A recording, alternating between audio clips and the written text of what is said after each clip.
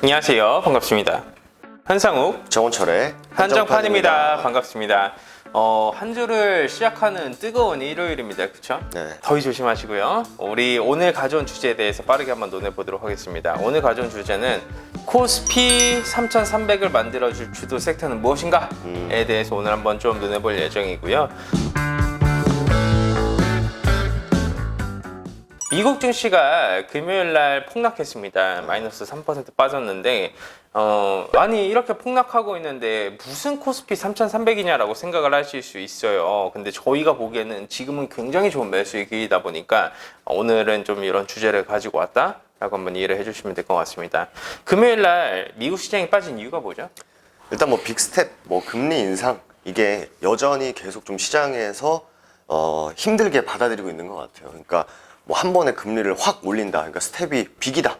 해가지고 이제 금리 인상은 어쨌든 간에 단기적으로는 시장에서는 시장 참여자들이 그렇게 좋은 시그널로 보지는 않기 때문에 뭐 우리나라 시장도 미국 시장도 마찬가지지만 거의 뭐 금리 인상이 이슈가 계속 시장에서 영향을 주고 있다라고 보시면 될 것 같습니다. 많은 분들이 이제 조금 우려를 하실 수 있다라고 저는 생각을 해요. 그래서 그 부분도 한 타임 좀 찍고 넘어갈 건데, 지금 상황이 굉장히 유사했었던 케이스가 있었었는데, 그때가 이제 2014년도에서 2019년도에 테이퍼링하고 금리 인상을 했었던 시기와 굉장히 유사합니다. 그리고 실제 파월 의장이 테이퍼링의 케이스는 2014년도에 테이퍼링 케이스를 가져오겠다라고까지 언급을 해놨었죠. 그래서 이 부분에 대해서 지금 일단 한번 좀 언급을 하고 넘어갈 건데, 먼저 결론만 얘기할게요. 왜냐하면 이 구구절절 얘기하면 많은 분들이 조금 대체 언제까지 봐야 돼? 이 생각하실 수 있으시니까, 금리 인상의 시기에는 주식시장은 올라갑니다. 네, 올라갑니다. 그 부분에 대해서 먼저 인지를 해주시는 게 괜찮을 것 같고요.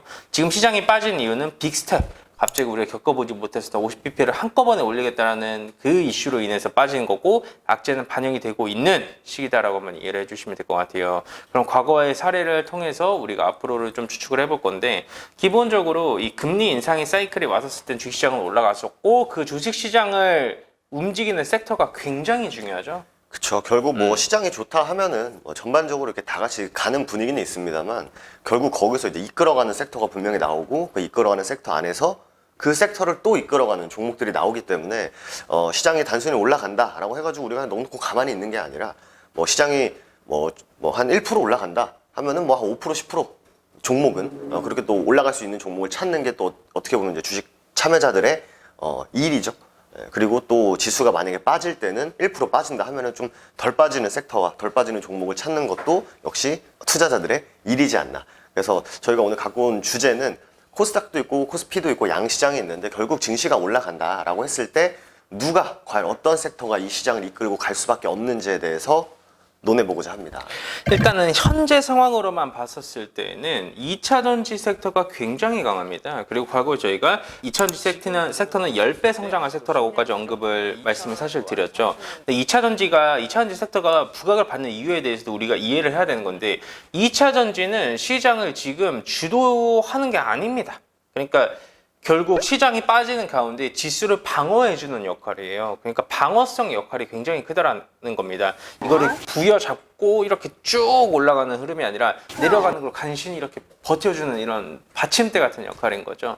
그리고 그 이유에 대해서도 간단하게 한번 생각을 해보자면, 지금 원자재 인플레이션 이슈가 붙다 보니까 원래라면 2차전지가 좋지 않을 거라는 키워드가 좀 부각을 받아줬거든요. 근데 전체적으로 가격이 다 올라가다 보니까 중국에서 생산을 해내고 있는 이런 LFP 배터리가 사실 K 배터리 대비해가지고 경쟁력이 떨어진다라는 이슈가 좀 있습니다. 그게 사실 팩트가 맞고요. 그러다 보니 대한민국 2차전지 관련 기업군들이 좀 부각을 받아주고 있는 부분이고요. 근데 이게 시장을 주도를 해주진 못한다. 그럼 과연 시장을 주도해줄 섹터에 대해서 우리가 논해보자면, 첫 번째, 코스피는 저는 반도체밖에 없다고 생각을 합니다.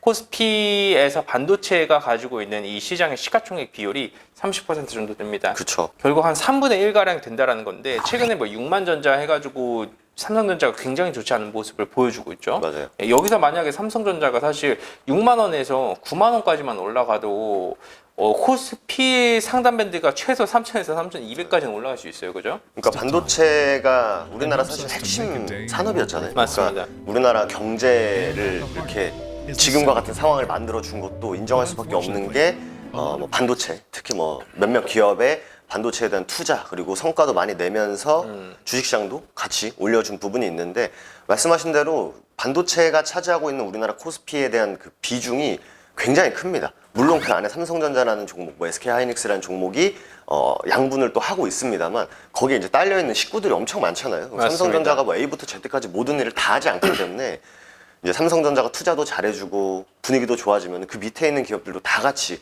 이렇게 올라갈 수 있는 분위기가 형성이 될 텐데 코스피는 어쨌든 반도체가 진짜 한 30에서 35% 엄청나게 많이 차지를 하고 있고 코스닥 같은 경우에는 바이오가 역시 엄청나게 큰 비중을 또 차지를 하고 있습니다. 25%에서 한 34%가량 가지고 있는데 이 총 시장의 3분의 1을 차지하고 있는 섹터가 현재 굉장히 좋지 않은 모습을 보여주고 있습니다. 근데 굉장히 좋지 않은 모습을 보여주고 있는 가운데 결국 지금이 금리 인상 사이클이다 보니까 원자재 기업 관련 기업군들이 좀 강한 흐름을 보여주고 있고 우리가 그동안 기존에 주도해왔었던 섹터는 많은 눌림 구간을 만들어주고 있죠.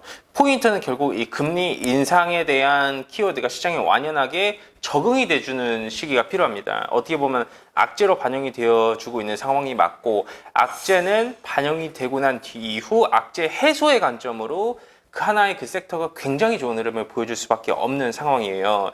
특히 코스닥 바이오 섹터 같은 경우에는 지금 악재가 반영이 되고 있는 가운데 코로나라는 그늘을 벗어나주고 있죠. 그렇죠. 예, 지금 코로나로 인해서 한 1, 2년가량 부각을 받아줬는데 이 코로나의 그늘을 벗어나면서 본질적인 그 기업이 추구하고자 하는 키워드가 이제 나와주기 시작을 할 때 전 다시 한 번 더 부각을 받아줄 수밖에 없다고 생각을 합니다. 과거의 금리 인상 사이클 2017년도, 2019년도의 사이클 때 굉장히 시장을 강하게 주도해줬었던 세 가지의 기업이 있습니다. 셀트리온 그룹주, HLB 그리고 신라젠까지 세 개의 기업이 이 바이오 섹터를 주도해가면서 신고가 영역까지 올라가주게 되었죠. 결국 이것도 금리 인상을 진행을 하고 있었던 시기였었어요. 그러나 그 금리 인상의 사이클에 적응이 됐고 적응이 되다 보니까 악재 해소가 되어졌고 이 하나의 키워드가 나와주면서 시장을 이렇게 주도해 버렸었던 그 케이스가 있다라는 점을 꼭 명심 한번 해주시기 바라도록 하겠습니다.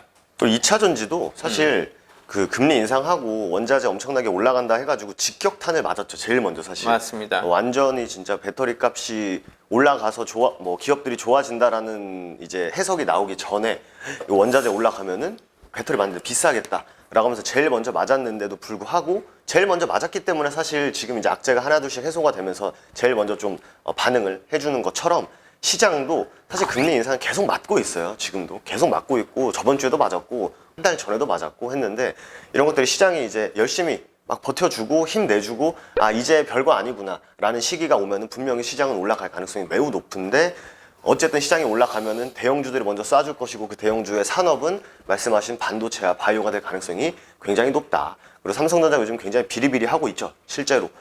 그렇지만 또 삼성전자는 이 위기를 잘 헤쳐나가려고 노력을 할 것이고 코로나 이후에 사실 주식하시는 분들이 그냥 바이오 하는 회사는 코로나 치료제 만들고 백신을 하는 그런 회사들로 해석이 되는구나 하지만 말씀하신 셀트리온, 뭐 HLB, 신라진, 뭐 필룩스 과거에 이런 친구들이 이제 본연의 기업의 가치 그리고 이 회사들이 하는 일이 부각이 됐을 때는 사실 물론 코로나로도 엄청나게 많이 주가가 올라갔지만 과거에 또 우리가 암 이쪽 보면은 못지않게 정말 많이 올라갔기 때문에 이 그늘을 많이 벗어 던지고 이제 그 기업들이 하고 있는 일에 집중을 하게 되면은 진짜 더 올라갈 수 있는 가능성이 높은 회사들이 정말 많습니다. 그렇기 때문에 반도체 바이오에 집중하되 또 그 안에서도 좋은 기업들을 선정하는 게 매우 중요하다. 이렇게 좀 말씀드리고 싶습니다. 저는 결국 이 사이클에 대한 이해가 있는 게 굉장히 중요합니다. 이 주식 투자를 조금 오래 해보신 분들께서는 이제 어느 정도 그 사이클에 대한 이해가 있으실 건데요.